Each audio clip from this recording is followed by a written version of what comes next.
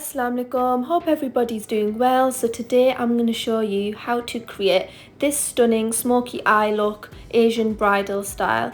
Guys, please make sure to like, comment and subscribe. Comment down below what else you'd like to see and click on the bell icon so you're notified when there's a new video. Let's get started. First, we're going to start off with the Bobbi Brown brow powder just to fill in the eyebrows and give it a little bit of definition. So I'm using the Morphe double-sided spoolie and it has that brush on the end. And you can see that I'm brushing the eyebrow hairs up and doing it gently, so we don't want it too dark at the front ends of the eyebrow. Next, using the Tarte Shape Tape concealer, using a flat concealer brush to carve out the eyebrows. And I'm using a little bit of a smaller concealer brush this time. I'm not wanting to use a big one. And just because the eyebrows are quite small, so there isn't that much space to use the large one. So just carving that out on the top as well, just to make them stand out. Next, going in with the MAC Cosmetics Painterly Paint Pot as the eye base and applying that with the ring finger. And once that's applied, you're ready for the eyeshadow base. Perfect, so now I'm just going in with a off-white colour eyeshadow, and I'm just applying that with a flat blending brush, and I'm just applying that over the creases so it doesn't crease when we apply the other eyeshadow. Right, so now I'm going in with a dark red eyeshadow shade and then I'm applying that on the eyelid, and I'm using a blending brush to apply that for the start of the smoky eye. You can see here I'm using circular motions to brush it along and just being very gentle. Now just using a red shade to keep building the dark red shade up just to make it stand out a little bit more, and then you can build it up to make it look darker by blending it all out. Going in with the Huda Beauty Desert Dusk palette with the light pink shade and just applying that with the blending brush over the top. After that, just going in with a brown eye shade to put on the top of the eyelid to give it a bit more definition, and then you could just blend that out. So we are going for a smoky eye look, so that's why we need to keep building up. So it'll look bright at first and then you blend it together, so you can see how well that's been blended out there. It's just the process. Once you're happy with the blend, I'm going in with the Anastasia Beverly Hills Aurora highlight palette, and I'm just highlighting under the brow bone, and you can see how that's really popping there. Looks really good. Next, going in with the Huda Beauty Rose Gold palette, and I'm using a pointed brush with the black shade, and I'm using that along the kind of eyeliner area that you're going to be using, and that's just to create a bit more volume within the smoky eye. I'm not wanting to go for like a full black smoky eye. It's just more of a like faded black to red smoky eye. Now going in with the Illamasqua gel liner, using a pointed liner brush, and you need to be really precise. And first just doing like a simple line across the eyes, and then we're going to apply lashes, and then we can fix up the winged liner. So I'm using Wilkins and Stroud Burrow Lash. I'm just measuring that up to the eye to see how that fits, and if you think it's a little bit long, you can just trim that down and then apply it with the glue. So when you apply the lash, you want to put it on central first and then adjust the sides, and then you get the customer to look up and then adjust the lashes where it needs to go, because sometimes you can apply it too high up, and you can just fix that up by bringing it down. Perfect, so now I'm done with the eye makeup. I'm going in with the base. I'm using the L'Oreal Infallible Mattifying Base, and I'm applying that generously to the skin. You've got to really work hard when it comes to the skin base to make it look flawless. You've got to put a lot of time and energy into applying the base.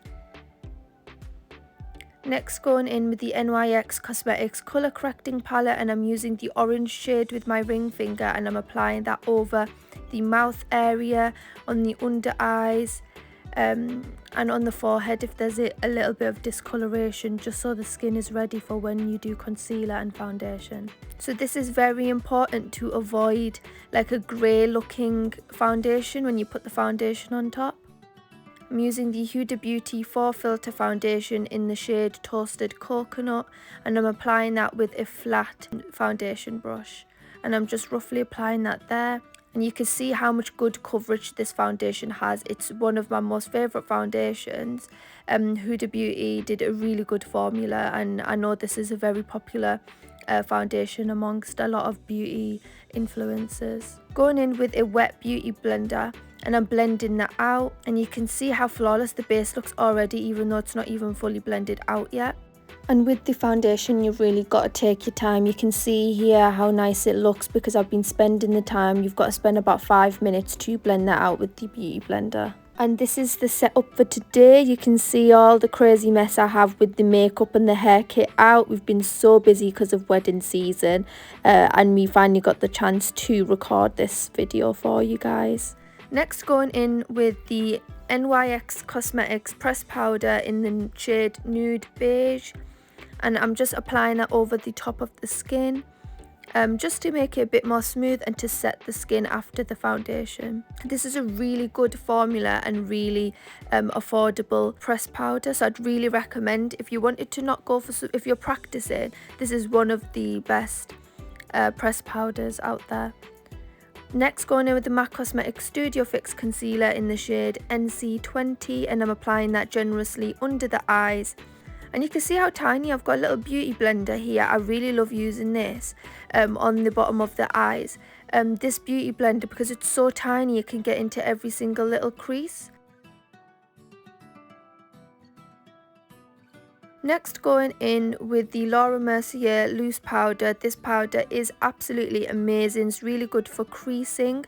An overall nice and smooth base it creates. I'm using that under the eyes, along the contour area, and on the forehead. So you want to apply it to the areas where most people are sweat, so the sweat areas, sweat producing areas, a lot of them is on the nose, on the forehead. We don't want it to look shiny. We're going for a matte look today. Next, going with the Anastasia Beverly Hills contour powder, and I'm using the Real Techniques blush brush to apply that. And you can see where I'm applying it. I'm doing from the start to the end. Doing it from the top of the ear is where I'm applying the contour, and to the start of the forehead on the side as well. And it just makes the jawline and the cheekbones look really, really defined. Next, going with the Artist of Makeup blush palette, and I'm using a pinky shade today, and I'm applying that over the area where we contoured. So this time the blush gets applied over the cheekbone, so you get the customer to smile, so you can see the exact area where that needs to be applied. And you can see I'm doing it in a kind of like circular motions, and applying that on. Doll Beauty highlighter duo. Highlighters are really, really good. They glow really well, so I'm just applying that on over the top of the cheekbones. Back in with the Anastasia contour palette, and I'm using a eyeshadow brush, a fluffy one, and then I was pinching that down, and I'm just contouring the nose. So we're doing both sides of the nose bridge there, so you just pull it down from near the eye area where the nose bridge is downwards, just to give a bit more of a defined nose look, and then just brushing that out. And I'm just putting the highlighter on the top of the lip where the cupid's bow is, on the forehead, and on the tip of the nose as well. Right, so starting on lips, so you can use any lip liner that you like. First, we want to go in with the darker lip liner, but we're going for a nude lip, so you put the nude shade on top. So here I'm using the Urban Decay Vice lipstick palette. And this is a good lipstick palette for when you're not wanting to bring too many of your other lipsticks in the bottles. So you can just bring it in this palette, and this has quite a few shades for you. I'm just fixing up the eyeliner wing, back in with the Illa Mascua gel liner, and I'm just applying that over the top. And you can always do your finishing touches always at the end. You don't need to worry about doing them then when you're doing the eye makeup. You could always do the finishing touches on the end. That's what I prefer. After doing all the base and everything like that, I like to fix up the eye makeup like how I'm doing the powder underneath the eyes. So I'm just using the complementary shade that I used on the top of the eye makeup look. I'm using that on the bottom, and then going back in with the Huda Beauty palette with the black shade with a pointed brush to put that under the eyes and blend that out with the other blending brush with the brownie shade. Once you're happy with that, you can swipe away all the loose powder that was already on from before under the eyes. Now I'm going for a white waterline. I'm just applying that on, and then with any chosen mascara, one of my favourite ones are the Maybelline ones. They're one of the best, and I'm just applying that on the top and on the bottom of the lashes. And like I said, throughout the makeup journey, you will have little areas that you want to fix up. Going in with the MAC Cosmetics Prep and Prime Fix Spray and just setting the face. We're all done with the makeup, now moving on to the hair.